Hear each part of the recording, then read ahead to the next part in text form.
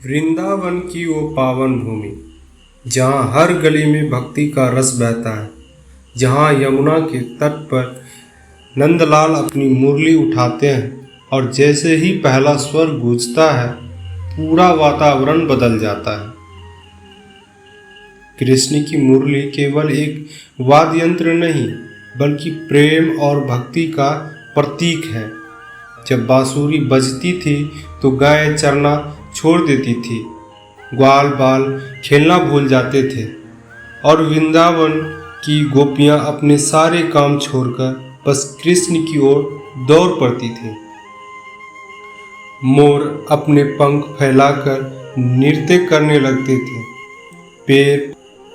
पेड़ पौधे भी मानो झूमने लगते। यह बांसुरी का आकर्षण ही था कि हर जीव उसके स्वर में खो जाता।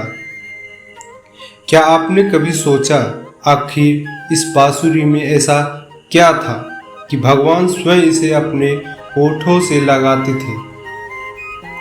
दरअसल बांसुरी पूरी तरह खोखली होती है, उसके भीतर कुछ भी अपना नहीं होता, ना कोई रुकावट, ना कोई अहंकार, और यही उसका रहस्य। भगवान उसी साधन का उपयोग करते हैं जो खुद को पूरी तरह शून्य कर दे, जिसमें मैं का भाव ना हो, बल्कि सिर्फ तुम्हारा भाव रह जाए। जैसे बांसुरी कहती है, हे कृष्ण मैं खाली हूँ, आप जो चाहे मुझसे वादना कराइए। वैसे ही जब मनुष्य खुद को अहंकार, ईर्ष्या और क्रोध से खाली कर देता है, तो उसमें भी भगवान की धुन गूंजने लगती है। श्रीमद् भगवत गीता में भगवान ने कहा, अहंकार मत करो, मेरी शरण में आओ, मैं तुम्हारा रक्षक बनूंगा।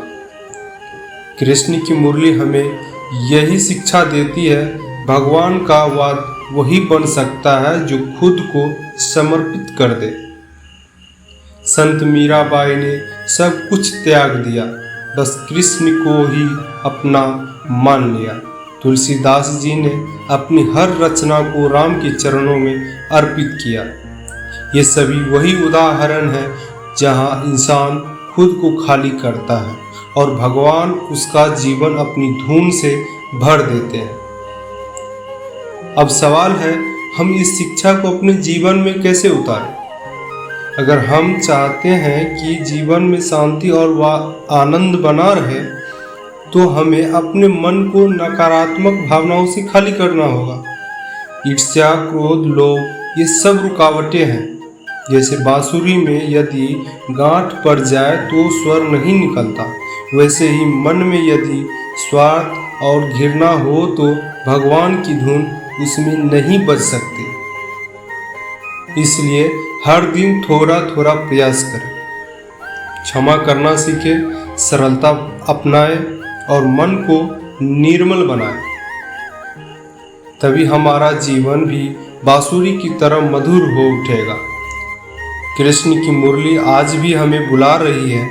वो कह रही है, हे जीव, अपने मन को खाली कर निर्मल बना, ताकि उसमें भी मेरा प्रेम और संगीत गूंज सके। आओ हम सब अपने भीतर से अहंकार मिटाएं और अपने जीवन को प्रेम, भक्ति और समर्पण से भर दें।